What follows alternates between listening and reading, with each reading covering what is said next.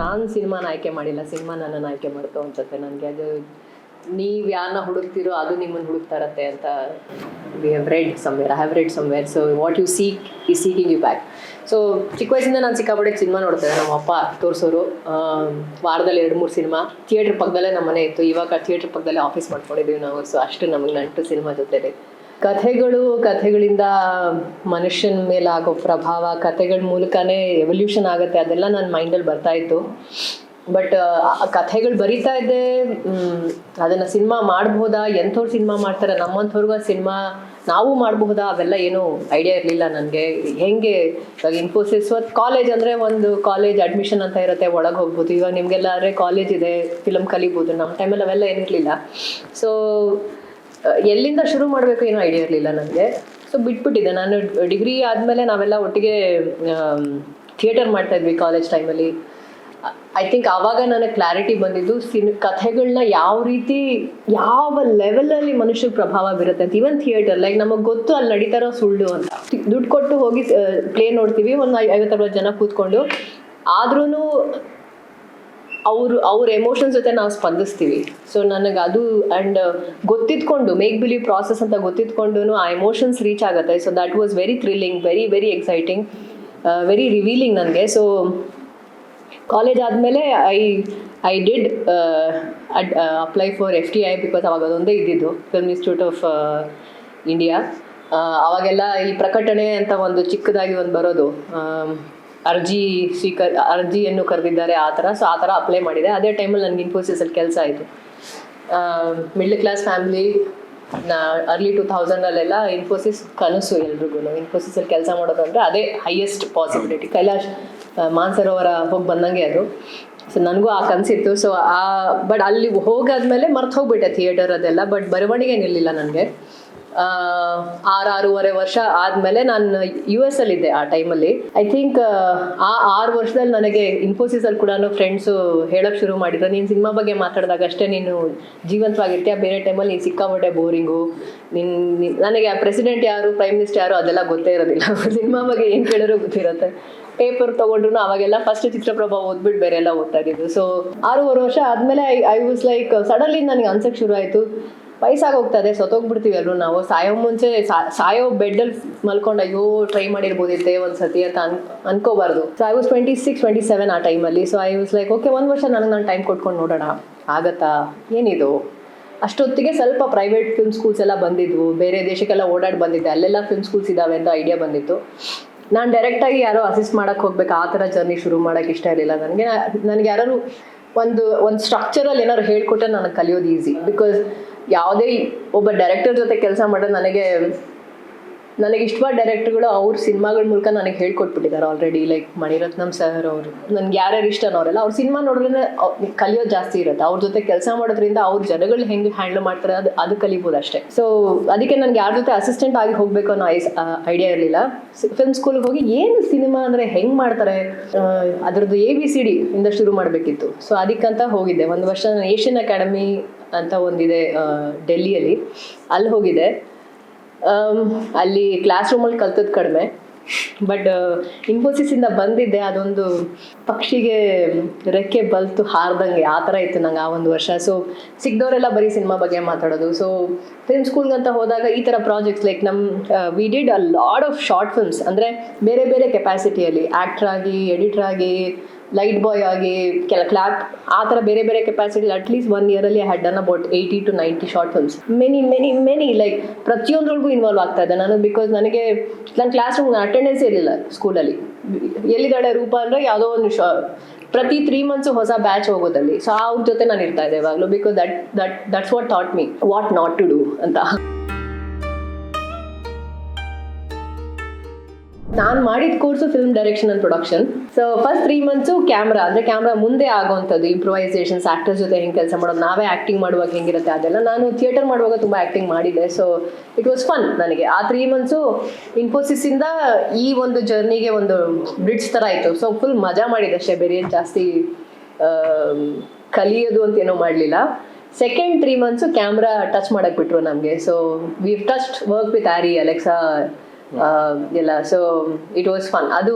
That was like ಅವಾಗ ನನಗೆ ಅನ್ನಿಸ್ತು ಆ್ಯಕ್ಚುಲಿ ನಾನು ಸಿನಿಮಾ ಕಲಿಯಕ್ಕೆ ಬಂದಿದ್ದೀನಿ, ಇದುವರೆಗೂ ಮಜಾ ಮಾಡ್ತಾ ಇದೆ ಅಷ್ಟೇ. So short compositions, like lighting, sound recording and camera. So that was second 3 months. Third 3 months editing, sound ಎಡಿಟಿಂಗಲ್ಲಿ ಪೇಸಿಂಗ್, ರಿದಮ್, ಅದು ಇದು ಮೋಸ್ಟ್ಲಿ ಬೇರೆಯವ್ರ ಶಾರ್ಟ್ ಫಿಲ್ಮ್ಸ್ನ ನಾವು ಎಡಿಟ್ ಮಾಡ್ತಾಯಿದ್ವಿ.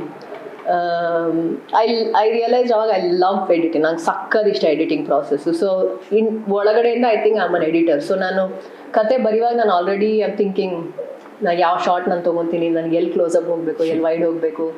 ಸೊ ಅದೆಲ್ಲ ನಂಗೆ ಮೈಂಡಿಗೆ ಬರ್ತಾ ಇರುತ್ತೆ. ಸೊ ಆ್ಯಂಡ್ ಲಾಸ್ಟ್ ನಾವು ಸ್ಕ್ರಿಪ್ಟ್ ಬರೋದು, we have to do our own projects. So last is script and direction. So ನಾನು ಫಸ್ಟ್ ಟ್ರೈಮಿಸ್ಟ್ರಿಂದ ಯಾರು ಸ್ಕ್ರಿಪ್ಟ್ ಆ ಪ್ರಾಜೆಕ್ಟ್ ಅವ್ರ ಜೊತೆ ನಾನು ಆ್ಯಕ್ಟಿಂಗ್ ಮಾಡೋದು ಅಥವಾ ಕ್ಲಾಪ್ ಗರ್ಲ್ ಆಗಿ ಹೋಗೋದು, ವಾಟರ್ ತಂದು ಕೊಡ್ತೀನಿ ಅಂತ ಇರೋದು. ಸೊ ಆ ಥರ ಓವರ್ ಆಲ್ ನಾನು 80 to 90 ಶಾರ್ಟ್ ಫಿಲ್ಮ್ಸಲ್ಲಿ ಕೆಲಸ ಮಾಡಿದ್ದೀನಿ. And that was huge. Cinema ನಾನು ತುಂಬ ಹೇಳ್ತಿರ್ತೀನಿ ನನ್ನ ಫ್ರೆಂಡ್ಸಿಗೆ, ಅದು ಎಲ್ರಿಗೂ ಶುಗರ್ ಬರುತ್ತೆ, BP ಬರುತ್ತೆ. ನನಗೆ ಸಿನಿಮಾ ಬಂದಿದೆ. ನಮ್ಮ ಅಪ್ಪಂಗೆ ಹುಚ್ಚಿತ್ತು ಸಿನಿಮಾದು, ನಮ್ಮ ತಾತ ಸಿನಿಮಾದಲ್ಲಿ ಹುಚ್ಚಿತ್ತಂತೆ, ಅವ್ರಿಗೂ ಡಿಸ್ಟ್ರಿಬ್ಯೂಷನ್ ಎಲ್ಲ ಮಾಡೋರಂತೆ, ಅಂದರೆ ಬಾಕ್ಸ್ ತೊಗೊಂಡು ಹೋಗೋರಂತೆ. ಸೊ ಎಲ್ಲೋ ಇದೆ ಸಿನಿಮಾ ನನಗೆ. ಸೊ ನನಗೆ ಸೆಟ್ಟಿಗೆ ಹೋದಾಗ ಹೊಸದು ಅಂತ ಅನ್ನಿಸ್ದೇ ಇಲ್ಲ. ಐ ಫೆಲ್ಟ್ ಹೋಮ್, ಇಲ್ಲೇ ನಾನು ಇದ್ದಿದ್ದು ಅನ್ನೋ ಥರ. ಐ ಹ್ಯಾಡ್ ದ ನ್ಯಾಕ್ ಮುಂಚೆಯಿಂದಾನೆ. ಸೊ ಥರ್ಡ್ ಟ್ರೈಮಿಸ್ಟರ್ ಬರೋಷ್ಟರಲ್ಲಿ, ಲಾಸ್ಟ್ ಬರೋಷ್ಟರಲ್ಲಿ ಬೇರೆಯವ್ರು ನನ್ನ ಸೆಟ್ಟಿಗೆ ಬರಬೇಡ ಅಂತ ಹೇಳೋರು. ನೀನು ಬಂದರೆ ನಮ್ಗೆ ಒಂಥರ ನೀನು ಸುಮ್ಮನೆ ಭಯ ಹುಟ್ಟಿಸ್ತೀಯ, ನೀನು ಹೋಗು, ಸೊ ಇಲ್ಲಿ ಯಾಕೆ ವೈಡ್ ಹೋಗ್ತಾ ಇದೆಯಾ, ಇಲ್ಲಿ ಕ್ಲೋಸಪ್ ಹೋಗೋಣ, ಈ ಥರ ಡಿಸ್ಕಷನ್ಸ್ ಆಗ್ಬಿಡೋದು. ಸೊ ಬಟ್ ನಾನೇ ಫಸ್ಟ್ ಬರೆದು ಫಸ್ಟ್ ಶಾರ್ಟ್ ಫಿಲಮ್ ಮಾಡಿದ್ದು. ಆಲ್ಮೋಸ್ಟ್ 21 minutes ನಂದು first short film 21 minutes 24 minutes ಇತ್ತು. ಎಲ್ಲ ಮಾಡಿದ್ದೆ, ಸೌಂಡ್ ರೆಕಾರ್ಡ್ ಮಾಡ್ಕೊಂಡಿರಲಿಲ್ಲ, ಕ್ಯಾಮ್ರಲ್ಲೇ ಸೌಂಡ್ ರೆಕಾರ್ಡ್ ಮಾಡಿ. ಸೊ ಸಿನಿಮಾ ಇದೆ ಬಟ್ ವಿತೌಟ್ ಸೌಂಡ್. ಸೊ ಈ ಥರ ಎಲ್ಲ ಮಾಡಿ, ಬಟ್ ಅದು ಮುಗ್ದಾದ್ಮೇಲೆ ಐ ವೆಂಟ್ ಟು UK. ಅಲ್ಲಿ ಯಾರೋ ಒಬ್ರು ಸಿಕ್ಕಿದ್ರು ನನಗೆ, ಒಂದು ಫಿಲ್ಮ್ ಫೆಸ್ಟಿವಲಲ್ಲಿ, ಡಾಕ್ಯುಮೆಂಟ್ರಿ ಫಿಲ್ಮ್ ಮೇಕರ್. ಸೊ ಅಲ್ಲಿ ಹೋಗಿ ಏನಾದ್ರು ಕೆಲಸ ಮಾಡಿ, ನಾನೇನು ಅಂದ್ಕೊಂಡೆ ಬೇರೆ ದೇಶಕ್ಕೆ ಹೋಗಿ ಫಿಲ್ಮ್ ಎಲ್ಲ ಕೆಲಸ ಎಲ್ಲ ಮಾಡಿ ಬಂದರೆ ಇಲ್ಲಿ ರೆಡ್ ಕಾರ್ಪೆಟಲ್ಲಿ ಕರೀತಾರೆ, ಈಸಿ ಆಗಿಬಿಡುತ್ತೆ ಅಂತೆಲ್ಲ ಅಂದ್ಕೊಂಡು ಹೋದೆ. ಅಲ್ಲೊಂದು 6-8 ತಿಂಗಳಿದ್ದೆ. ಐ ಡಿಡ್ ಡಾಕ್ಯುಮೆಂಟ್ರೀಸಲ್ಲಿ. ಬಟ್ ಸಿನಿಮಾದೆಲ್ಲ ಒಂದು ಪರಿಚಯ ಆಗಿದೆ, ಟೇಸ್ಟ್ ಸಿಕ್ಕಿದೆ, ಏನೇನಿದೆ ಅಂತ ಐಡಿಯಾ ಬಂದಿದೆ. ಡಾಕ್ಯುಮೆಂಟ್ರಿ ಹೆಂಗೆ ಮಾಡೋದು, ಡಾಕ್ಯುಮೆಂಟ್ರಿಗೂ ಫೀಚರ್ ಫಿಲ್ಮ್ಗೂ ಏನು ವ್ಯತ್ಯಾಸ, ಅದೆಲ್ಲ ಅರ್ಥ ಆಗ್ತದೆ. ಬಟ್ ನಾನೇನು ಮಾಡ್ಬೇಕು ಇನ್ನೂ ಅದರೊಳಗೆ ಗೊತ್ತಿರಲಿಲ್ಲ. ನನಗೆ ಕಮರ್ಷಿಯಲ್ ಸಿನಿಮಾ ಇವತ್ತು ಬೇಜಾರಾಗಿಲ್ಲ. ನಾನು ನೋಡಿ ಅಂಥ ಸಿನಿಮಾ ನೋಡಿ ಬೆಳೆದಿರೋದು ನಾನು. ಬಟ್ ನನಗೇನಂದರೆ ನನಗಿಷ್ಟ ಆಗುವಂಥ ಸಿನಿಮಾಗಳು ಬೇರೆ ಬೇರೆ ದೇಶದಲ್ಲಿ ನಾನು ಸಿನಿಮಾ ನೋಡೋಕೆ ಶುರು ಮಾಡಿದಾಗ ಐ ಫೆಲ್ಟ್ ಜೀವನಕ್ಕೆ ಹತ್ತಿರವಾದ ಕಥೆಗಳು ಹೇಳಬೇಕು, ನಾವು ಯಾತಕ್ಕೆ ನಮ್ಮ ಕಥೆಗಳು ನಾವು ಹೇಳ್ಕೊತಲ್ಲ, ಯಾತಕ್ಕೆ ಇಷ್ಟ, ಲೈಕ್ ಆ ಯೋಚನೆಗಳು ಬರೋಕ್ಕೆ ಶುರು ಆಗಿತ್ತು. ಸೊ ನಾನು ಕೆಲವೊಂದು ಇಂಟರ್ನ್ಯಾಷನಲ್ ಫಿಲ್ಮ್ ನೋಡಿದಾಗ ನನಗೆ ದಿಸ್ ಇಸ್ ವಾಟ್. ಆ್ಯಂಡ್ ಅಂಥ ಸಿನಿಮಾಗಳು ಇಂಡಿಯಾದಲ್ಲಿ ಬಂದಿದ್ದಾವೆ, ಲೈಕ್ ಕಾಸವಳ್ಳಿ ಸರ್ ಅವರೆಲ್ಲ ಮಾಡಿದ್ದಾರೆ. ಬಟ್ ಕಮರ್ಷಿಯಲಿ ಅದು ಥಿಯೇಟರ್, ಲೈಕ್ ಅವ್ರ ಸಮಸ್ಯೆಗಳಿದ್ದಾವೆ, ಯಾಕೆ ಅಂತ ಯೋಚನೆ. ಸೊ ಅದಕ್ಕೂ ಏನೋ ಬ್ರಿಡ್ಜ್ ಮಾಡಬೇಕು, ಆ ಬ್ರಿಡ್ಜಲ್ಲಿ ಕೆಲಸ ಮಾಡಬೇಕು ಅಂತ ಇತ್ತು. ಲೈಕ್ ಏನೋ ಕಲಾತ್ಮಕ ಅಂದ್ಬಿಡ್ತಾರೆ, ಕಮರ್ಷಿಯಲ್ ಅಂದ್ಬಿಡ್ತಾರೆ. ಸಿನಿಮಾ ರೈಟ್, ದುಡ್ಡು ಹಾಕಿ ಸಿನಿಮಾ ಮಾಡೋದು. ಸೊ ಕಮರ್ಷಿಯಲ್ ಸಿನಿಮಾ ಅಂತ ಕಮರ್ಷಿಯಲ್ ಸಿನಿಮಾಗೆ ಮಾತ್ರ ಹೇಳಬಾರ್ದು. ಆರ್ಟ್ ಸಿನಿಮಾನು ಕಮರ್ಷಿಯಲ್ ಸಿನಿಮಾ, ಅದಕ್ಕೂ ದುಡ್ಡು ಹಾಕಿರ್ತಾರೆ, ಅವರು ದುಡ್ಡು ವಾಪಸ್ ತಗೋಬೇಕು ಅಲ್ವಾ. ಸೊ ಏನೋ ನಮ್ಮದೇ ಒಂದು ಎಲ್ಲರೂ ಹುಡ್ಕೋಬೋದಾ ಅಂತ ಆ ಜರ್ನಿಲಿದ್ದೆ ನಾನು. ಸೊ ಕೆಲವು Iranian film makers, like K Vishwanath sir, ನನಗೆ ಅವರೆಲ್ಲ ಸುಮಾರು ಟಚ್ ಮಾಡಿದ್ದಾರೆ. ಸೊ ಮೇಯ್ನಾಗಿ ನನಗೆ ನಾನು ಹುಡುಕ್ತಾ ಇದ್ದೆ, ಯಾತಕ್ಕೆ ಅದು ಹೋಗಿ ಸಿನಿಮಾ ಮಾಡಬೇಕು ಅಂತ ನಾವು ಬಂದ್ಬಿಟ್ಟೆ. ಬಟ್ ಏನು ಮಾಡಬೇಕಿಲ್ಲಿ? ಸೊ 2 ಸಿನಿಮಾ ಅಸೋಸಿಯೇಟ್ ಮಾಡಿದೆ ನಾನು, ವಿಷ್ಣುವರ್ಧನ ಮತ್ತು ಇನ್ನೊಂದು ತಮಿಳ್ ಫಿಲಮ್ ಕುರಿಯೊಂಡ್ರು ಮಿಲ್ಲೆ ಅಂತ. ವಿಷ್ಣುವರ್ಧನ ಕಂಪ್ಲೀಟ್ ನೀವು ಹೇಳೋ ಥರ ಕಮರ್ಷಿಯಲ್ ಸಿನಿಮಾ, ಕುರಿಯೊಂಡ್ರು ಮಿಲ್ಲೆ ಕಂಪ್ಲೀಟ್ಲಿ ಇಂಡಿ ಸಿನಿಮಾ. ಅಂದರೆ I think if I am not wrong, ಲೂಸಿಯಾಗಿ ಮುಂಚೆ ಕ್ರೌಡ್ ಸೋರ್ಸ್ ಮಾಡಿದ ಸಿನಿಮಾ ಅದು. ಒಂದು ಕ್ಯಾಮ್ರಾ ಇಟ್ಕೊಂಡು ಹೊರಟ್ಬಿಟ್ಟಿದ್ವಿ ಸಿನಿಮಾ ಮಾಡೋದಕ್ಕೆ. ಸೊ 2 ಥರ ಸಿನಿಮಾ ಕೆಲಸ ಮಾಡಾದ್ಮೇಲೆ ನಂಗೆ ಮತ್ತೆ ಅಸೋಸಿಯೇಟ್ ಆಗಿ ಹೋಗೋಕ್ಕೆ ಇಷ್ಟ ಇರಲಿಲ್ಲ. ನಾನು ಕೂತ್ಕೊಂಡೆ 2-3 ವರ್ಷ ಬರೀ ಕಾರ್ಪೊರೇಟ್ ಸಿನಿಮಾಗಳು ಅದು ಇದು ಮಾಡಿಕೊಂಡು ಜೀವನಕ್ಕೇನೋ ಒಂದಷ್ಟು ದುಡ್ಡು ಮಾಡಿಕೊಂಡು ಏನು ಮಾಡೋಣ, ಬರೆಯೋಣ ಅಂತ. ಸೊ ಆವಾಗ ಅನಿಸಿದ್ದು ಫಸ್ಟ್ ಈ ಥರ ಕತೆಗಳು ಮಾಡ್ಕೊಂಡು ನನಗೆ ಬೇಕಾದ ಥರ ಕತೆಗಳು 2-3 ಸಿನಿಮಾ ಆದ್ಮೇಲೆ ಮಾಡೋಣ ಅಂತೆಲ್ಲ ಕೆಲವರು ಯೋಚನೆ ಮಾಡ್ತಾರೆ. ಅಂದರೆ ಜನಕ್ಕೆ ಏನು ಬೇಕೋ ಅದು ಕೊಟ್ಬಿಡೋಣ, ಸ್ವಲ್ಪ ಪಾಪ್ಯುಲರ್ ಆದಮೇಲೆ ನಮಗೆ ಹೆಂಗೆ ಬೇಕೋ ಹಂಗೆ ಮಾಡೋಣ, ಅವಾಗ ಈಸಿ ಆಗುತ್ತೆ ಅಂತ. ಬಟ್ ಆ ಥರ ಎಲ್ಲ ನಂಗೆ ತುಂಬ ಜೀವನ ಚಿಕ್ಕದು, ಅಷ್ಟೆಲ್ಲ ಟೈಮ್ ವೇಸ್ಟ್ ಮಾಡೋಕ್ಕೆ ನನಗೆ. ಸೊ ಐ ಫೆಲ್ಟ್ ದೊಡ್ಡದಾಗೆ ಇಳ್ಬಿಡೋಣ ಅಂದ್ಬಿಟ್ಟು, ಸೊ ಅವಾಗ ಅದೆಲ್ಲ ಸ್ಟೋರಿ ವೆಬ್ ಸೀರೀಸ್ ಪ್ಲ್ಯಾನ್ ಮಾಡಿದ್ದೆ ನಾನು. ಸುಮಾರು ಸಿನಿಮಾಗಳು ಕಾಡಿದೆ, ಒಂದು ಅಂತ ಹೆಸರು ತೊಗೊಳಕ್ಕಾಗಲ್ಲ. ಸಿನಿಮಾಗಳೇ ಕಾಡಿದೆ, ಅದಕ್ಕೋಸ್ಕರ ನಾವು ಇಲ್ಲಿವರೆಗೆ ಬಂದಿದ್ದೀವಿ. ಸೊ ನಾನು ಲೈಕ್ ಗಂಡು ಮುಟ್ಟಲ್ಲಿ ಬರ್ದಾಗೆ ನನಗೆ ಸಿನಿಮಾನೇ ಎಲ್ಲ. ನನಗೆ ಬೇಜಾರಾದ್ರೆ ಥಿಯೇಟ್ರಿಗೆ ಹೋಗಿ ಕೂತ್ಕೋತಾ ಇದ್ದೆ, ಖುಷಿಯಾದ್ರೆ ಥಿಯೇಟ್ರಿಗೆ ಹೋಗಿ ಕೂತ್ಕೋತಾ ಇದ್ದೆ. ನಾವು ಫ್ರೆಂಡ್ಸ್ ಎಲ್ಲ ಸುಮ್ಮನೆ ಕೂತಿರೋ ಥಿಯೇಟ್ರಿಗೆ ಹೋಗಿ ಕೂತ್ಕೋತಾ ಇದ್ವಿ. ನಾವು ಅವಾಗೆಲ್ಲ ನಾವು ಬೆಳೆಯುವಾಗ ಎಣ್ಣೆ ಹೊಡಿಯೋದು, ಬಾರು, ಪಬ್ಬು ಆ ಥರ ಏನಿರಲಿಲ್ಲ, ನಮಗೆ ಥಿಯೇಟ್ರೇ ಇದ್ದಿದ್ದು. ಸೊ ಇಲ್ಲ ಕೂತ್ಕೊಂಡೆಲ್ಲ ಯಾವ್ದಾದ್ರು ಗ್ರೌಂಡಲ್ಲಿ ಕೂತ್ಕೊಂಡು ಹರಟೆ ಹೊಡಿತಾ ಇದ್ವಿ, ಇಲ್ಲ ಥಿಯೇಟ್ರ್ ಒಳಗೆ ಕೂತ್ಕೋತಾ ಇದ್ವಿ. ಸೊ ಕಾಡಿರೋಂಥ ಸಿನಿಮಾ ಫ್ರೆಂಚ್ ಯುರೋಪಿಯನ್ ಸಿನಿಮಾಗಳು ತುಂಬ ಹತ್ರ ಅನ್ಸುತ್ತೆ. ಅಂದರೆ ನನ್ನ ಶೈಲಿ ಮೇ ಬಿ ಅಲ್ಲಿರ್ಬೋದಾ ಅಂತ. ಬಿಕಾಸ್ ಅವರು ಇಷ್ಟು ಘಟನೆ ಆದರೂ ಎಷ್ಟು ಮುದ್ದಾಗಿ ಹೇಳ್ತಾರೆ ಅಂದರೆ ಉಳ್ಕೊಂಡ್ಬಿಡತ್ತೆ ನಿಮಗೆ. ಸೊ ಕೆಲವೊಂದು ಸಿನಿಮಾಗಳು ನನ್ನ ಮೈಂಡಲ್ಲಿ ಉಳ್ಕೊಂಡಿತ್ತು. ನಾನು ಫಿಲ್ಮ್ ಸ್ಕೂಲಲ್ಲಿ ನನಗೆ ಒಂದು ಸರ್ ಇಂಗ್ಮರ್ ಬ್ರೆಗ್ಮನ್ ಅಂತ ಒಬ್ಬರನ್ನ ಇಂಟ್ರೊಡ್ಯೂಸ್ ಮಾಡಿಸೋರು, ಫಿಲ್ಮ್ ಮೇಕರ್, ಹಳೆ ಫಿಲ್ಮ್ ಮೇಕರ್ ಅವರು. ನನಗೆ ಇಂಟರ್ನ್ಯಾಷನಲ್ ಸಿನಿಮಾಗಳು ಹತ್ರ ಬಂದಿದೆ ನಾನು ಇನ್ಫೋಸಿಸ್ ಬಿಟ್ಟ ಮೇಲೆ. ಅದುವರೆಗೂ ನನಗೇನೋ ಗೊತ್ತಿರಲಿಲ್ಲ. ಸೊ ಅದುವರೆಗೂ ಬರೀ ನಮ್ಮ ಸಿನಿಮಾಗಳನ್ನೇ ನೋಡ್ತಾ ಇದ್ದು. ಸೊ ಇಂಗ್ಮರ್ ಬ್ರೆಗ್ಮನ್ ಸಿನಿಮಾ ಆ್ಯಂಡ್ ರಿಚರ್ಡ್ ಲಿಂಕ್ಲೇಟರ್ ಸಿನಿಮಾಗಳು ನಂಗೆ ತುಂಬ ಹತ್ರ ಅನ್ನಿಸ್ತು. So I think I right like that ಅಂತ ನನಗೆ. ಬಟ್ ಇನ್ನೂ 2 ಸಿನಿಮಾ ಮಾಡೋದು ನೋಡೋಣ ಮುಂದೆ ಇನ್ನು ಯಾವ ಥರ ಮಾಡ್ತೀನಿ, ಐ ಡೋಂಟ್ ನೋ. ಬಟ್ ಯಾವುದು ಫಸ್ಟ್ ಬರುತ್ತೆ ನಾವು ಯೋಚನೆ ಮಾಡುವಾಗ ಅದರೊಳಗೆ. ಬಿಕಾಸ್ ಯಾವುದೇ ಪ್ರಪಂಚದಲ್ಲಿ ನೀವು 10 ರೂಪಾಯಿ ಹಾಕಿ ಮಾಡಿದ್ರೆ 12 ರೂಪಾಯಿ ತೊಗೊಳ್ಳೋ ಯೋಚನೆ ಮಾಡ್ತೀರಾ. ದಟ್ಸ್ ಹೌ ಇಟ್ ಈಸ್ ಅಲ್ವಾ. ಅಟ್ಲೀಸ್ಟ್ 2 ರೂಪಾಯಿ ಲಾಭ, ಬಿಕಾಸ್ ಡಿಪ್ರಿಸಿಯೇಷನ್ ಇದೆ. ನೀವು ಆ ಪ್ರಾಡಕ್ಟ್ ಮಾಡಿ ಸೇಲ್ ಮಾಡೋಕೆ ರೆಡಿ ಆಗೋಷ್ಟರಲ್ಲಿ 10 ರೂಪಾಯಿ ವ್ಯಾಲ್ಯೂ 12 ರೂಪಾಯಿ ಅಂದರೆ ಕಡಿಮೆ ಆಗ್ಬಿಟ್ಟಿರುತ್ತೆ. ಸೊ ಇವಾಗ ಹೆಂಗೆ 10 ವರ್ಷದ ಕೆಳಗೆ ನಮಗೆ 100 ರೂಪಾಯಿ ಬೆಲೆ, ಇವಾಗ 500 ರೂಪಾಯಿ ಬೆಲೆ. 100 ರೂಪಾಯಿ ಇಟ್ಕೊಂಡು ಹೊರಗಡೆ ಹೋದ್ರೆ ಅವಾಗೆಲ್ಲ ಸುಮಾರು ಕೆಲಸ ಆಗ್ಬಿಡೋದು. ಇವಾಗ 500 ರೂಪಾಯಿ ಇಟ್ಕೊಂಡು ಹೋಗ್ಬೇಕು ಹೊರಗಡೆ. So that is what I am talking about. Let's say 1 ಕೋಟಿ ಹಾಕಿ ಮಾಡ್ತೀವಿ ಅಂದರೆ ಮುಗಿಸಿ ರಿಲೀಸ್ ಆಗೋಷ್ಟರಲ್ಲಿ ಆ 1 ಕೋಟಿ ಬೆಲೆ ನಮಗೆ 1 ಕೋಟಿ 10 ಲಕ್ಷ ಮಾಡ್ಕೊಂಡ್ರೇನೆ ಬರೋದು. ನಮಗೊಂದು ಕಥೆ ಇದೆ, ಈ ಕಥೆ ನಾನು ಜನಕ್ಕೆ ಹೇಳ್ಕೋಬೇಕು, ಆ ಇಂಟೆಂಟಿಂದ ಶುರು ಮಾಡಿ ಅದ್ರ ಸುತ್ತಮುತ್ತ ಬಿಸ್ನೆಸ್ ಅಟ್ಯಾಚ್ ಆದ್ರೆ ಏನು ಮಾಡೋಕ್ಕಾಗಲ್ಲ. 10 ಕೋಟಿ ಹಾಕ್ತೀನಿ, ನಾನು 100 ಕೋಟಿ ಮಾಡ್ಕೊತೀನಿ ಅಂತ ಹೋದ್ರೆ ಅದು ಬೇರೆ ಇಂಟೆಂಟ್, ಅದು ಬೇರೆ. ನಾನು ಆ ಒಂದು ಬೌಂಡ್ರಿ ಇಲ್ಲ. ನನ್ ಏನೋ ಒಂದು ಕಾಡ್ತಾ ಇದೆ ಹೇಳಬೇಕು ನಾನು. That's how I go about it. But ಅದಕ್ಕೆ ಸಿನಿಮಾ ತುಂಬ ಎಕ್ಸ್ಪೆನ್ಸಿವ್ ಮಾಧ್ಯಮ. ಲೈಕ್ ಪೇಂಟಿಂಗ್ ಮಾಡೋದು ಈಸಿ ಅಂದರೆ ಕಲೆ ಅಲ್ಲ, ಒಬ್ಬರು ನಿಂತ್ಕೊಂಡು ಪೇಂಟಿಂಗ್ ಮಾಡ್ಕೋಬೋದು ಎಷ್ಟು ದಿವಸ ಬೇಕಾದ್ರು. ಸಿನಿಮಾಲಿ ಇಷ್ಟು ಜನ ಒಟ್ಟಿಗೆ ಬರಬೇಕು, ಪ್ರತಿಯೊಬ್ಬರಿಗೂ ಎಲ್ಲದಕ್ಕೂ ದುಡ್ಡು ಖರ್ಚಾಗತ್ತೆ. ಶಿಫ್ಟಿಗೆ ಅಂತ ದುಡ್ಡು ತೊಗೋತಾರೆ, ಲೈಟಿಗೆ ಖರ್ಚಾಗತ್ತೆ. ಸೊ ಇಟ್ಸ್ ನಾಟ್ ಒಂದು ಸಿನಿಮಾ ಮಾಡೋದಕ್ಕೆ ತುಂಬ ದುಡ್ಡು ಖರ್ಚಾಗತ್ತೆ. ಆ್ಯಂಡ್ ಅಷ್ಟು ಜನದ ಎನರ್ಜಿ, ಜೀವನ ಖರ್ಚಾಗತ್ತೆ. ಸೊ ಅದು ವಾಪಸ್ ಬರಬೇಕು. ವಾಪಸ್ ಹೆಂಗೆ ಬರೋದು ಅದನ್ನ ಮೈಂಡ್ ಲೈಕ್ ವಾಪಸ್ ಬರಬೇಕಲ್ಲ ಅಂದ್ಬಿಟ್ಟು ಕತೆ ಹೇಳುವಾಗ ಚೇಂಜಸ್ ಮಾಡ್ಕೊಳಕ್ಕಾಗಲ್ಲ, ರೈಟ್? ಸೊ ನೀವು ಹೇಳೋ ಕಥೆನ ಪ್ರಾಮಾಣಿಕವಾಗಿ ಮನಸ್ಸಿಟ್ಟು ನಾನು ಯಾವಾಗಲೂ ಹೇಳ್ತಿರ್ತೇನೆ, ಕಥೆ ನಿಮ್ಮ ಎಲ್ಲಿಂದ ಬರುತ್ತೆ ಅಲ್ಲಿಗೆ ರೀಚ್ ಆಗತ್ತೆ. That is how universe works. ಕಥೆ ಇಲ್ಲಿಂದ ಬಂದರೆ ಅಲ್ಲಿಗೆ ರೀಚ್ ಆಗತ್ತೆ, ಕಥೆ ಇಲ್ಲಿಂದ ಬಂದರೆ ಹೃದಯಕ್ಕೆ ರೀಚ್ ಆಗತ್ತೆ. ಕಥೆ ದುಡ್ಡಿಂದ ಬಂದಿದ್ರೆ ದುಡ್ಡು ಬರುತ್ತೆ mostly, but it won't reach. So ಎಲ್ಲಿಂದ ಬರುತ್ತೆ ಒಳಗಡೆ ಅಲ್ಲಿಗೆ ಹೋಗಿ ರೀಚ್ ಆಗುತ್ತೆ. ಸೊ ಕೂತ್ಕೊಂಡು ನಾವು ಕತೆ ಕಟ್ಟಿದ್ರೆ ಅಷ್ಟೇ ಅಲ್ಲೇ ದೂರ ಉಳ್ಕೊಳತ್ತೆ. ಅದು ಕೂತ್ಕೊಂಡು ಸೀನ್ಗಳು ಕಟ್ತಾರೆ ಜನಗಳು ಎಲ್ಲ, ಹಿಂಗೆ ಮಾಡ್ಬೇಡ, ಹಂಗೆ ಮಾಡ್ಬೇಡ, ಈ ಕ್ಯಾರೆಕ್ಟರ್ ಇಲ್ಲಿ ತೊಗೊಂಡು ಹೋಗೋಣ. ಅದು ಕುಕ್ಕಿಂಗ್ ಸ್ಕ್ರಿಪ್ಟ್. ಸೊ ಆ ಥರ ಮಾಡಿದ್ರೆ ಜನ ನೋಡ್ತಾರೆ, ಮಜಾ ಮಾಡ್ತಾರೆ, ದುಡ್ಡು ಬರುತ್ತೆ. ಬಟ್ ಅಲ್ಲೇ ಉಳ್ಕೊಳತ್ತೆ, ಅದು ನಮ್ಮಿಂದ ಸ್ವಲ್ಪ ದೂರ ಉಳ್ಕೊಳತ್ತೆ. ನಮ್ಮ ಒಳಗೆ ಬರಬೇಕು ಅಂದರೆ ನಿಮ್ಮ ಒಳಗಿಂದ ಅದು ಬಂದಿರಬೇಕು. ಸೊ ಅದು ನನ್ನ ಹೋರಾಟ. ಪ್ರತಿಯೊಂದು ಕತೆ ಹೇಳ್ಬೇಕಾದ್ರೂ ಅದು ಅನುಭವ ಕಟ್ಕೊಡೋದು ನಿಮ್ಮ ಉದ್ದೇಶ. ಅಫ್ಕೋರ್ಸ್ ಕಥೆನೇ ಅಲ್ಲ, ನೀವಾಗ ಬಂದಿದ್ದೀರಾ, ನೀವಾಗ ವಾಪಸ್ ಹೋಗ್ಬೇಕಾದ್ರೆ ಇದೊಂದು ಅನುಭವ ಆಗಿ ತಗೊಂಡು ಹೋಗ್ಬೇಕು ಅಲ್ವಾ? ಏನ್ ಕಥಡ ಅನ್ಕೊಂಡು ಹೋಗ್ಬೋದು, ಅದು ಒಂದು ಅನುಭವ. ಇಲ್ಲ ಇನ್ನೊಂದ್ಸತಿ ಮೀಟ್ ಮಾಡಬೇಕು, ಅದು ಇನ್ನೊಂದು ಅನುಭವ. ಸೊ ನಾನು ಬರೀ ಕಥೆ ಅಲ್ಲ, ಯಾರೇ ಮೀಟ್ ಮಾಡ್ಲಿ ನನ್ನ ಜೊತೆ, ನಾನು that is how I will be. Like ನಾನು ಮತ್ತೆ ಹೇಳ್ತೀನಿ, ಬಿಕಾಸ್ ನನಗೆ ಸಾವು ಅನ್ನೋದು ಪಕ್ಕದಲ್ಲೇ ಇರುತ್ತೆ. ಎಲ್ರಿಗೂ ಹುಟ್ತಾ ನಾವು ತಗೊಂಬಂದಿರೋದು ಒಂದೇ ಗ್ಯಾರಂಟಿ, ಸಾವಲ್ವಾ? ಸೊ ಎಲ್ಲ ಸತ್ತೋಗ್ತಾ ಇದೀವಿ, ಇರೋ ಟೈಮಲ್ಲಿ ಯಾತಕ್ಕೆ ಇದೆಲ್ಲ ಕಿಚಿಪಿಚಿ ಅಂತ ಮಾತಾಡುವಾಗ್ಲೇ ಹಂಗಿರ್ಬೇಕಾದ್ರೆ ಸಿನಿಮಾ ಮಾಡ್ಬೇಕಾದ್ರೆ ಇನ್ನೆಷ್ಟು ಜವಾಬ್ದಾರಿಯಿಂದ ಮಾಡ್ಬೇಕು. ಬಿಕಾಸ್ ಅಷ್ಟು ಲಕ್ಷ ಜನ ನೋಡ್ತಾರೆ. ಸೊ ಸುಮ್ಮನೆ ಏನೋ ತೋರ್ಸಕ್ಕಾಗೋದಿಲ್ಲ. ಬಿಕಾಸ್ ಸಿನಿಮಾ ನಿಮಗೆ ಕಾಣತ್ತೆ, ಕೇಳಿಸತ್ತೆ, ಒಳಗೆ ಕಡ್ಕೊಂಡ್ರೆ ಅದು ನಿಮಗೆ ಲೈಕ್ 5 ಪಂಚೇಂದ್ರಿಯಗಳು ಇನ್ವಾಲ್ವ್ ಆಗುತ್ತೆ ಟಚ್ ಬಿಟ್ಟು. ಲೈಕ್ ಕೆಲವು ಸಿನಿಮಾಗಳು ನೋಡಿ ಮಕ್ಕಳೆಲ್ಲ ನಾನು ಕೊಲೆ ಮಾಡ್ಬಿಡ್ತೀನಿ ಅಂತೆಲ್ಲ ನಮ್ಮ ಮನೆ ಹತ್ರ ಆಟ ಆಡ್ತಾರೆ. ಕೆಲವೊಂದು ದೊಡ್ಡದು ಪಾಪ್ಯುಲರ್ ಸಿನಿಮಾಗಳು ನನಗೆ ಬೇಜಾರಾಗುತ್ತೆ. ಬಿಕಾಸ್ ನಮ್ಮ ಇಂಡಿಯಾಲಿ ಕೊಲೆ, ಹಿಂಸೆ ಅದಕ್ಕೆಲ್ಲ ಸೆನ್ಸರ್ ಅವ್ರು ಬೇಜಾರು ಮಾಡ್ಕೊಳ್ಳಲ್ಲ, ಯು ಸರ್ಟಿಫಿಕೇಟ್ ಕೊಟ್ಬಿಡ್ತಾರೆ. ಮುತ್ತು, ಹಗ್ ಅಂಥದ್ದೆಲ್ಲ ತೋರಿಸ್ಬಿಟ್ರೆ ಅಯ್ಯೋ ಅಸಹ್ಯ, ಎ ಸರ್ಟಿಫಿಕೇಟ್. ನಮ್ಮ ಸಿನಿಮಾಯಿಂದ ನಾವು ಬರೀ ಆ್ಯಕ್ಚುಲಿ ಕತೆ ಹೇಳಿ ಹೊಟ್ಟೋಗ್ತಾ ಇಲ್ಲ, ನಾವು ಸಮಾಜಕ್ಕೆ ಏನೋ ಒಂದು ಕೊಡ್ತಾ ಇದ್ದೀವಿ. 100 ವರ್ಷ ಬಿಟ್ಟು ಸಮಾಜ ಏನಾಗತ್ತೆ, ಅದಕ್ಕೆ ನಮ್ಮ ಕಾಂಟ್ರಿಬ್ಯೂಷನ್ ಇದು.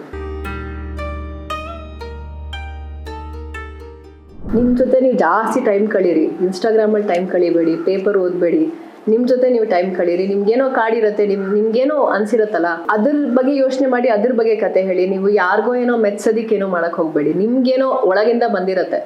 I feel that is the most honest thing one should do. ಅಂದರೆ ನನಗಿಂಥ ಸಿನಿಮಾಗಳು ಇಷ್ಟ ಆಗಿದೆ, ಯಾಕೆ ಇಷ್ಟ ಆಗಿದೆ ಯೋಚನೆ ಮಾಡಿ. ಅದರೊಳಗೆ ಆ ಸಿನಿಮಾ ನಂಗೆ ಡೈರೆಕ್ಷನ್ ಇಷ್ಟ ಆಗೋಯ್ತು, ಸ್ಕ್ರಿಪ್ಟ್ ರೈಟಿಂಗ್ ಏನೂ ಇಲ್ಲ, ಅದು ಏನೋ ತಟ್ಟಿದೆ ನಿಮಗೆ. ಏನು ತಟ್ಟಿದೆ ಅದರೊಳಗೆ ಯೋಚನೆ ಮಾಡಿ.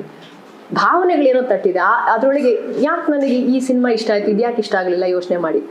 ಆ್ಯಂಡ್ ನೀವು when you sit to write, discuss, ಆದಷ್ಟು ಪರ್ಸ್ನಲ್ ಕತೆಗಳನ್ನ ಹೇಳಿ. ನೀವು ಪಕ್ಕದ ಮನೆಯವ್ರ ಕತೆ ಬೇಡ, ದೂರದಲ್ಲಿ ಯಾರೋ ಬೇಡ, ಪರ್ಸ್ನಲ್ ಕತೆಗಳು. ಬಿಕಾಸ್ ಪರ್ಸ್ನಲ್ ಕತೆಗಳಲ್ಲಿ ಆತ್ಮ ತುಂಬ ಈಸಿ. ಪರ್ಸ್ನಲ್ ಅಂದರೆ ಸ್ವಂತ ಕತೆ ಹೇಳಿ ಅಂತ ಇಲ್ಲ, ನೀವು ಬೆಳೆದಿರೋಂಥ ಪರಿಸರದಲ್ಲಿ, ನೀವು ಬಂದಿರೋಂಥ ಪರಿಸರದಲ್ಲಿ, ನಿಮ್ಮ ಭಾಷೆಯಲ್ಲಿ ಕತೆ ಹೇಳಿದ್ರೆ ಅದು ಇಟ್ ಹಿಟ್ಸ್ ಹೋಮ್. ಅಂದರೆ ಮನೆಗೆ ಹೋಗುತ್ತೆ, ಇನ್ನೊಬ್ಬರ ಮನೆ ತಲುಪತ್ತೆ. ಅದು ಏನು ನಡೀತಾ ಇದೆ ಅಲ್ಲಿ ಅದನ್ನ ಫಾಲೋ ಮಾಡೋ ಅವಶ್ಯಕತೆ ಇಲ್ಲ. ಪ್ರತಿಯೊಬ್ಬರು ಯೂನಿಕ್ ಇಲ್ಲಿ, ಪ್ರತಿಯೊಬ್ಬರು ಇಲ್ಲ. ಈಗ ನಾನು ಯಾವಾಗಲೂ ಯೋಚನೆ ಮಾಡೋದು, 800 ಕೋಟಿ ಜನ ಇದ್ದೀವಿ ನಾವು ಪ್ರಪಂಚದಲ್ಲಿ. 800 ಕೋಟಿ ಕಥೆಗಳಿದ್ದಾವೆ ಇದರೊಳಗೆ. ಅಷ್ಟು ದೊಡ್ಡ ಕಥಾ ಸಾಗರ ಇದು. ಆ್ಯಂಡ್ ನಮಗೆ ಬಿಕಾಸ್ ಆಫ್ OTTs ಅದೆಲ್ಲ ಆ್ಯಂಡ್ ರಿಲೀಸಸ್, ನಮ್ಮದು ಮಾರ್ಕೆಟ್ ಕೂಡ 800 ಕೋಟಿ. ನಾನು ಅದಕ್ಕಿಂತ ಕಡಿಮೆ ಯೋಚನೆ ಮಾಡಲ್ಲ. ಯಾರಿಗೋ ಎಲ್ಲೋ ಹೇಗೋ ತಲುಪೋರು ತಲುಪತ್ತೆ. I am very sure of it. Capitalistic ಅಂದರೆ ವ್ಯವಹಾರ ಅಂತ ನೋಡೋರಿಗೆ ಬೌಂಡ್ರಿಗಳು ಹಾಕೋತಾರೆ. ಇದು ನಂದು ಬೌಂಡ್ರಿ, ಇದು ಕನ್ನಡ, ಇದು ಇಂಗ್ಲೀಷು, ಇದು ತಮಿಳ್, ಇದು ತೆಲುಗು. ಆ ಬೌಂಡ್ರಿಗಳು ಹಾಕೊಂಡ್ರೇ ವ್ಯವಹಾರ ನಡೆಯೋಕ್ಕೆ ಸಾಧ್ಯ. ಬಿಕಾಸ್ ನನ್ನ ವ್ಯವಹಾರ ನಿನಗೆ ಹಾಳು ಮಾಡಬಾರ್ದು, ನಿಂದು ನನಗೆ ಹಾಳು ಮಾಡ್ಬೋದು, ಅದು ಓಕೆ. ಬಟ್ ಕಲೆ ಆಸ್ ಅ ಕಥೆ ಹೋಗುತ್ತೆ, ಅದು ಎಲ್ಲೆಲ್ಲಿ ಹೋಗುತ್ತೆ. ಸೊ ಬಿಟ್ಬಿಡಿ ಅದ್ರ ಪಾಡಿಗೆ ಅದನ್ನ. ಲೈಕ್ ನಾನು ಅದು ಲವ್ ಸ್ಟೋರಿನ ನಾನು ಯೂಟ್ಯೂಬಲ್ಲಿ ಬಿಡಬೇಕು ಅಂತ ಯೋಚನೆ ಮಾಡಿದ ಕಾರಣನೂ ಅದೇ. ಬಿಕಾಸ್ ಯೂಟ್ಯೂಬ್ ಅಷ್ಟು ರೀಚ್ ಬೇರೆ ಎಲ್ಲೂ ಆಗಲ್ಲ, ಫ್ರೀಯಾಗಿ ರೀಚ್ ಆಗುತ್ತೆ. I think we were the first ones to do web series in YouTube in 2000. ನಾನು 2009 ಯೋಚನೆ ಮಾಡಿದೆ. ಫಿಲ್ಮ್ ಸ್ಕೂಲಲ್ಲಿ ಇರುವಾಗ ಯೂಟ್ಯೂಬರು ಆ್ಯಡ್ಸ್ ದುಡ್ಡು ಕೊಡ್ತೀವಿ ಆ ಥರ ಏನೋ ಶುರು ಮಾಡಿದ್ರು ಫಸ್ಟ್ ಟೈಮ್. ಅವಾಗ ನಂಗೆ ಐಡಿಯಾ ಬಂತು. So this is the best channel. Because ನನಗೂ ನನ್ನ ಪ್ರೇಕ್ಷಕನಿಗೂ ಮಧ್ಯೆ ಬೇರೆ ಯಾರು ಇರಬಾರ್ದು. ಗೇಟ್ ಕೀಪರ್ಸ್ ಇದ್ದಾರೆ, ಡಿಸ್ಟ್ರಿಬ್ಯೂಟರ್, ಅದು ಇದು. ನಾನು ಅವ್ರಿಗೆ ತಲುಪೋಷ್ಟರಲ್ಲಿ ನಂಗೆ ಸಾಕಾಗ್ಬಿಟ್ಟಿರುತ್ತೆ. ಬಟ್ ಯೂಟ್ಯೂಬಲ್ಲಿ ನಾನು ಅಪ್ಲೋಡ್ ಮಾಡ್ತೀನಿ, ಅವ್ರು ನೋಡ್ತಾರೆ. ಇವಾಗೆಲ್ಲ ಅಯ್ಯೋ ನೀವು ಯೂಟ್ಯೂಬ್ ಫಿಲ್ಮ್ ಮೇಕರ್, ಒಂದು ಲೆವೆಲ್ ಡೌನ್ ಅನ್ನೋ ಥರ ನೋಡ್ತಾರೆ. ಬಟ್ ಐ ಥಿಂಕ್ ನಾವು ಶುರು ಮಾಡಿದಾಗ it was the best platform. Crowd sourcing ಹೊಸದು ನನಗೂ. ನಾನು ಶುರು ಮಾಡಿದಾಗ, ನಾನು ಮಾಡಿದಾಗ ಅದು ಕಾನ್ಸೆಪ್ಟ್ ಕೇಳಿಸ್ಕೊತಾ ಇದೆ ಎಲ್ಲ ಕಡೆನೂ. ಬಟ್ ಇಟ್ಸ್ ಬೇಸಿಕಲಿ ನಾವು ಮಿಡ್ಲ್ ಕ್ಲಾಸ್ ಫ್ಯಾಮಿಲಿಯಲ್ಲಿ ನಮ್ಮಮ್ಮ ಏನು ಹೇಳ್ಕೊಟ್ರು, ಯಾರ ಹತ್ರ ದುಡ್ಡು ಇಸ್ಕೊಂಡ್ರೆ ವಾಪಸ್ ಕೊಡಬೇಕು, ರೈಟ್? ಸೊ ನಾನು ಯಾರ ಹತ್ರ ₹1 ಇಸ್ಕೊಂಡು ಅದನ್ನು ವಾಪಸ್ ನಾನು ಅದೇ ₹1 ಕೊಡಬೇಕು ಅನ್ನೋ ಥರ ಆ ಥರ ನಮ್ಮಮ್ಮ ಇಲ್ಲ ಹೊಡೆದ್ಬಿಡೋರು ನನಗೆ, ಆ ಥರ ಬೆಳೆದಿರೋಳು. ಸೊ ಇವಾಗ 8-10 ಸಾವಿರ ರೂಪಾಯಿ ಇತ್ತು ನನ್ನ ಹತ್ರ, ನಾವು ಅದೆಲ್ಲ ಸ್ಟಡಿ ಮಾಡಬೇಕು ಅನ್ನುವಾಗ ನಮಗೆ ಬೇಕಾಗಿರೋದು 14 ಲಕ್ಷ ಮುಗಿಸೋದಕ್ಕೆ ಪೂರ್ತಿ. Because I wanted to shoot in a certain way.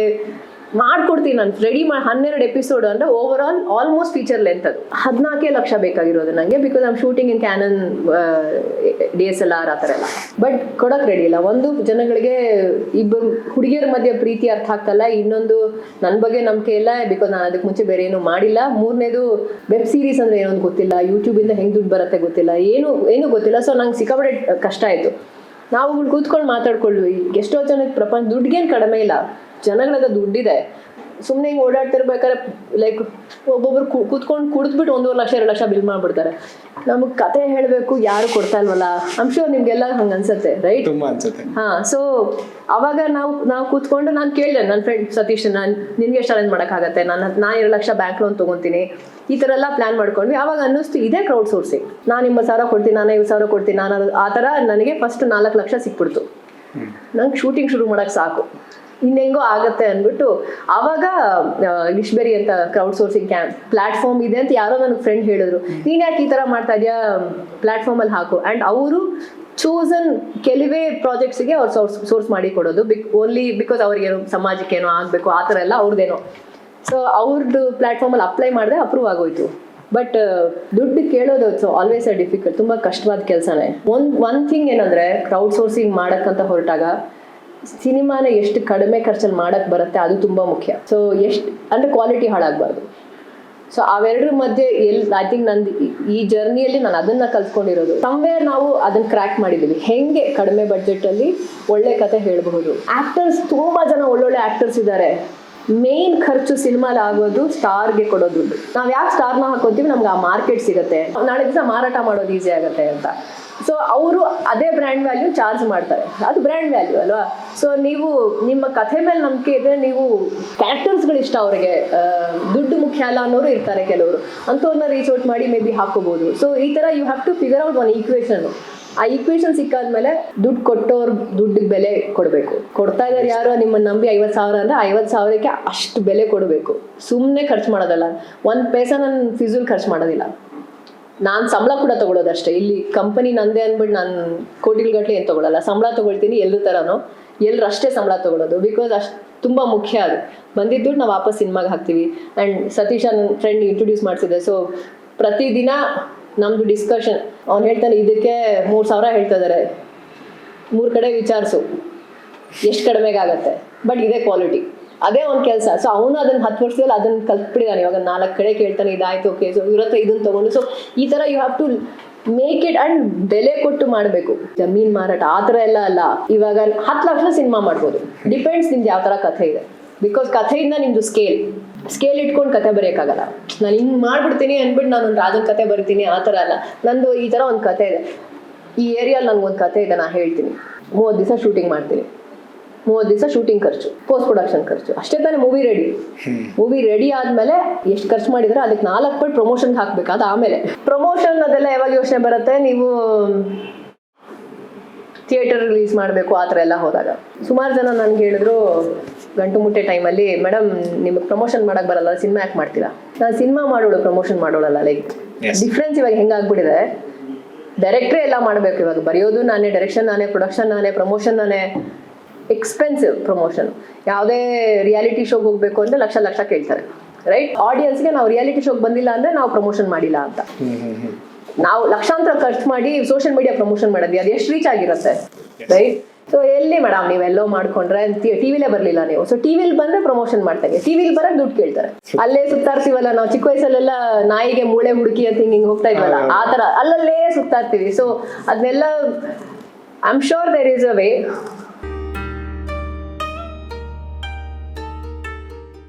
ಪ್ರತಿ 10 ವರ್ಷದಲ್ಲಿ ಪ್ರತಿ 10 ವರ್ಷ ಏನೋ ಚೇಂಜ್ ಆಗೇ ಆಗುತ್ತೆ. ಹಾಗೆ ಪ್ರಪಂಚ ನಡೆಯೋದು.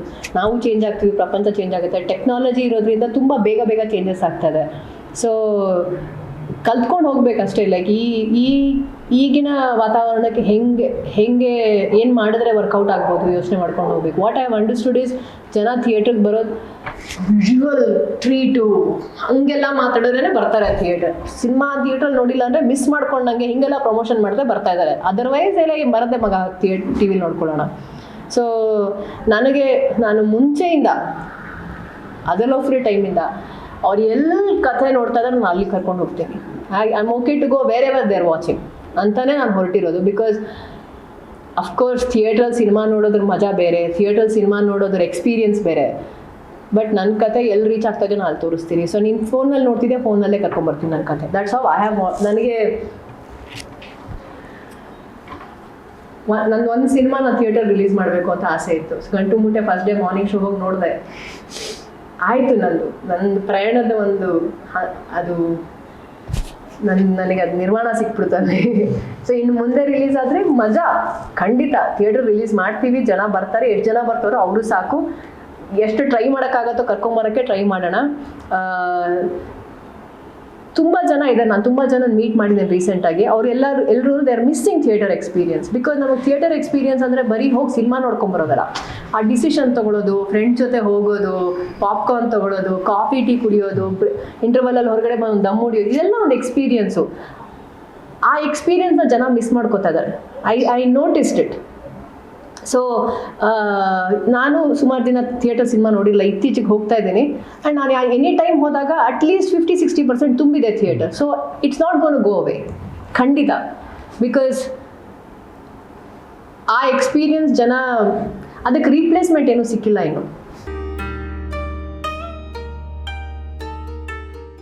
ನಾನು ಸಮಾಜಮುಖಿ ಅಲ್ಲ, ಅಂತರ್ಮುಖಿ. ಸೊ ನನ್ನ ಸಿನಿಮಾಗಳು ಅಂತರ್ಮುಖಿಯಾಗೇ ಇರುತ್ತೆ. ಸೊ ನಾನು questions will be about behaviour, emotions. ಮನುಷ್ಯ ಹೊರಗಡೆ ಹೋಗಿ ಏನೋ ಮಾಡ್ತಿದ್ದಾನೆ ಅಂದರೆ ಅವನು ಒಳಗಡೆ ಯಾವ ಥರ ಮನುಷ್ಯ, ನನಗೆ ಅದು ಮೋಸ್ಟ್ ಎಕ್ಸೈಟಿಂಗ್. ಅವನಲ್ಲಿ ಹೋಗಿ ಮಾಡ್ದ, ಅದರಿಂದ ಅದು ಪ್ರಾಬ್ಲಮ್ ಆಯಿತು, ಅದು ನನಗೆ ಎಕ್ಸೈಟಿಂಗ್ ಆಗಿಲ್ಲ. ಇವಾಗ ನಾನು ಕಾರ್ ಓಡಿಸ್ಕೊಂಡು ಹೋಗ್ತಾ ಇರಬೇಕಾದ್ರೆ 2 ವೀಲರ್ಸು ಹಿಂಗೆ ನುಗ್ಗಿಸ್ಕೊಂಡು ಹೋಗ್ತಾರೆ. ಇವಾಗ ಡೆಲಿವರಿ ಅವ್ರು ಹೋಗ್ತಿರ್ತಾರೆ ಆ ಥರ, ಬಿಕಾಸ್ ಅವರಿಗೆ ಡೆಲಿವರಿ ಡೆಡ್ಲೈನ್ ಇದೆ, ಲೇಟ್ ಆದರೆ ಅವ್ರಿಗೆ ದುಡ್ಡು ಕಟ್ಟಾಗತ್ತೆ, ಏನೇನೋ ಪ್ರಾಬ್ಲಮ್ಗಳು. ಸೊ ಆ ಮನುಷ್ಯನ ಜೊತೆ ಕೂತ್ಕೊಂಡು ಅವ್ನು ಯಾತಕ್ಕೆ ಡೆಲಿವರಿ ಬಾಯ್ ಆಗಿದ್ದ, ನನಗೆ ಅದು ಇಂಪಾರ್ಟೆಂಟ್. ಈ ಟ್ರಾಫಿಕಲ್ಲಿ ಅವ್ನಿಗೆ ಏನೇನು ಪ್ರಾಬ್ಲಮ್ ಆಗ್ತಾ ಇದೆ ಅದೆಲ್ಲ ನನಗೆ ಏನು ಅನ್ಸಲ್ಲ. I want to sit and with him and ask him, ಇದನ್ನು ಯಾಕೆ ಮಾಡ್ತಾ ಇದೀಯ ನೀನು, ನಿನಗೇನು ಅನ್ಸತ್ತೆ, ಆ ಪ್ರೆಷರಲ್ಲಿ ನೀನು ಹೋಗ್ಬೇಕಾದ್ರೆ ನಿನ್ನ ಮನಸ್ಸಲ್ಲಿ ಏನು ನಡೀತಾ ಇರುತ್ತೆ. ನಂಗೆ ಅದು ತುಂಬ very exciting. So I think ನನ್ನ ಸಿನಿಮಾಗಳು ಹಾಗೆ ಇರುತ್ತೆ. ಸುಮಾರು ಕೆಲಸಗಳು ನಡೆದಿದೆ ಲಾಸ್ಟ್ 3-4 ಇಯರ್ಸಲ್ಲಿ. ಒಂದು ಸಿನಿಮಾ ಪ್ರೊಡ್ಯೂಸ್ ಮಾಡಿದ್ದೀನಿ, ಕೆಂಡ ಅಂತ. ಅದು ಇನ್ನೊಂದು 2 ತಿಂಗಳಲ್ಲಿ ರಿಲೀಸಿಗೆ ರೆಡಿ ಆಗುತ್ತೆ ಮೋಸ್ಟ್ಲಿ. ಫೆಸ್ಟಿವಲ್ಸ್ ರೌಂಡ್ ಮಾಡ್ಕೊಂಡು ಬರ್ತೀವಿ ನಾವು ಒಂದ್ಸತಿ. 1-2-3 ಫೆಸ್ಟಿವಲಲ್ಲಿ ಆಲ್ರೆಡಿ ಅಪ್ಲೈ ಆಗಿದೆ. ಅದು ಪ್ರೊಡಕ್ಷನ್ ಮಾಡಿದ್ದೀನಿ first time, just as a producer ಕೂತ್ಕೊಂಡಿದ್ದೆ. ಅದರ್ವೈಸ್ ನಾನು ಯೂಶ್ವಲಿ ನಾನೇ writer, director, producer. So this is only producer. ಅದು ಬಿಟ್ಟು ಒಂದು ಮೇಜರ್ OTTಗೆ ಒಂದು ಕನ್ನಡ ಒರಿಜಿನಲ್ ಸೀರೀಸ್ ಆಲ್ಮೋಸ್ಟ್ ಆಗಿದೆ. ಅದಾಯಿತು ಅಂದರೆ 2 season 10 episodes each. So 20 episodes ಕತೆ ಅದು ಶುರು ಆಗುತ್ತೆ. ಬಟ್ ಅದು 2024ಗೆ, ಈ ವರ್ಷ ಪೂರ್ತಿ. ಬಿಕಾಸ್ ಈ OTTs ಎಲ್ಲ ತುಂಬ ಟೈಮ್ ತೊಗೋತಾರೆ ಅಪ್ರೂವ್. ಅದು Kannada first time they're trying. So hopefully ಆಗುತ್ತೆ ಅದು. ಅದು ಬಿಟ್ಟು I have been writing a lot. So ನಂಗೇನು ಅನ್ನಿಸ್ತಾ ಇದೆ ಅಂದರೆ ಟೈಮ್ ಕಡಿಮೆ ಇದೆ, ವಯಸ್ಸಾಗೋಗ್ತಾ ಇದೆ, ಬೇಗ ಮಾಡ್ಬಿಡೋಣ ಅನ್ನೋ ಥರ ಎಲ್ಲ ಅನಿಸ್ತಾ ಇದೆ. ಸೊ 3 ಕಥೆ ಒಂದೇ ಪ್ರಪಂಚದಲ್ಲಿ ನಡೆಯೋ ಥರ ಒಂದು ಕತೆ ಹುಟ್ಕೊಂಡಿದೆ. ಸೊ ಅದನ್ನು ಬರೆದಿಟ್ಕೊಂಡಿದ್ದೀನಿ. 3 ಡಿಫ್ರೆಂಟ್ ಕ್ಯಾರೆಕ್ಟರ್ಸ್. ಬಟ್ ಆಯಾ ಕ್ಯಾರೆಕ್ಟರ್ಸ್ ಈ ಸಿನಿಮಾಗಳಲ್ಲೂ ಬಂದು ಹೋಗ್ತಾರೆ. ಬಟ್ ಪ್ರತಿ ಸಿನಿಮಾ ಆ ಕ್ಯಾರೆಕ್ಟರ್. ಇವಾಗ ಫಾರ್ ಎಕ್ಸಾಂಪಲ್, ನೀವು 3 ಜನ ಅಕ್ಕಪಕ್ಕ ಮನೆಯವರು ಅಂತ ಇಟ್ಕೊಳ್ಳೋಣ. ಸೊ ನಿಮ್ಮ 3 ಜನದ 3 ಬೇರೆ ಕಥೆ ಇರುತ್ತೆ.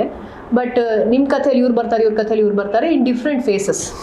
ಸೊ ಆ ಥರ ಏನೋ ಒಂದು ಟ್ರೈ ಮಾಡ್ತಾ ಇದ್ದೀನಿ. And it all happens Kolar ಕಡೆ ಕಥೆ, ಆ್ಯಂಡ್ 80s ನಡೆಯೋ ಕಥೆ.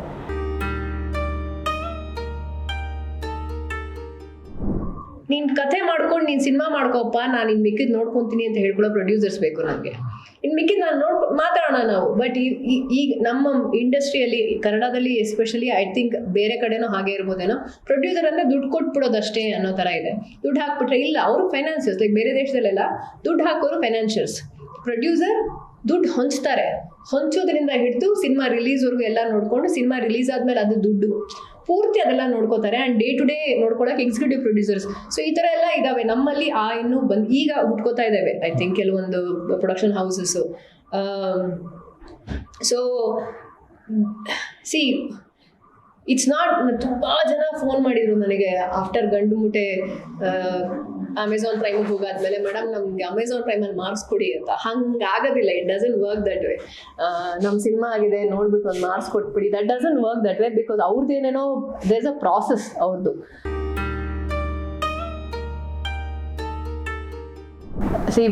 ಫಿಲ್ಮ್ ಫೆಸ್ಟಿವಲಿಂದ ನಂಗೆ ಪ್ರಮೋಷನ್ ಸ್ವಲ್ಪ ಪುಷ್ ಸಿಗುತ್ತೆ. ಹೊಸದಾಗಿ ಕೂತ್ಕೊಂಡು ನನಗೆ ಪ್ರೆಸ್ ರಿಲೀಸ್ ಮಾಡಬೇಕಾದ್ರೆ ಏನಕ್ಕೆ ಮಾಡ್ತೀನಿ ಅಂತ ಯೋಚನೆ ಮಾಡ್ತೀನಿ. ನ್ಯೂಸ್ ಹೇಳಬೇಕು. ನಾನೊಂಥರ ಒಂದು ಸಿನಿಮಾ ಮಾಡಿದ್ದೀನಿ, ಸಿನಿಮಾ ಬರ್ತಾ ಇದೆ, ಅದು ಪ್ರೆಸ್ ರಿಲೀಸು. ನಾನು ಈ ಥರ ಸಿನಿಮಾ ಮಾಡಿದ್ದೀನಿ, ಇಂಥ ಫೆಸ್ಟಿವಲ್ಗೆ ಹೋಗಿದೆ, ಬೇರೆ ದೇಶದವರೆಲ್ಲ ಈ ಥರ ಇಷ್ಟಪಟ್ಟಿದ್ದಾರೆ, ಇದು ನೋಡಿ ವಿಡಿಯೋ ನಮ್ಗೆ ಅವಾರ್ಡ್ ಬಂದಿದೆ, ಅವರೆಲ್ಲ ಮೆಚ್ಕೊಂಡಿದ್ದಾರೆ. ಬೆಲೆ ಡಿಫ್ರೆಂಟ್ ಅಲ್ವಾ? ಅವರು ಪಿಕಪ್ ಮಾಡೋದು ಡಿಫ್ರೆಂಟ್. ಅವಾಗ ಪ್ರೆಸ್ನವರು ನಿಮ್ಮನ್ನು ಟ್ರೀಟ್ ಮಾಡೋದು different. So it is important. And ಅಲ್ಲಿ ಈಸಿ ಅಲ್ಲ ಸೆಲೆಕ್ಷನ್ ಆಗೋದು, ಅವಾರ್ಡ್. ಅಲ್ಲಿ ಕೂಡ ಬೇರೆ ಏನೇನೋ ಇದ್ದಾವೆ. ಸೊ ಹೊಲಿಸ್ಟಿಕಲಿ ಎಲ್ಲ ಕಡೆನೂ ಹುಡ್ಕೊಂಡು ಹೋಗಬೇಕು ನಾನು ಹೆಂಗೆ. ಬಿಕಾಸ್ ಅಲ್ಟಿಮೇಟ್ಲಿ ನಮ್ಮ ಸಿನಿಮಾ ಜನ ನೋಡಬೇಕು. ನನ್ನ ಸಿನಿಮಾ ಬರೀ ಫೆಸ್ಟಿವಲ್ ಜನ ನೋಡೋದು ನನಗೆ ಇಷ್ಟ ಆಗಲ್ಲ. ಕಾಮನ್ ಆಡಿಯನ್ಸ್ ನೋಡಬೇಕು. ಬಟ್ ಕಾಮನ್ ಆಡಿಯನ್ಸ್ ಹತ್ರ ಹೋಗೋದಕ್ಕೆ ನನಗೆ ಪ್ರಮೋಷನ್ ಮಾಡೋಕ್ಕೆ ದುಡ್ಡಿಲ್ಲ.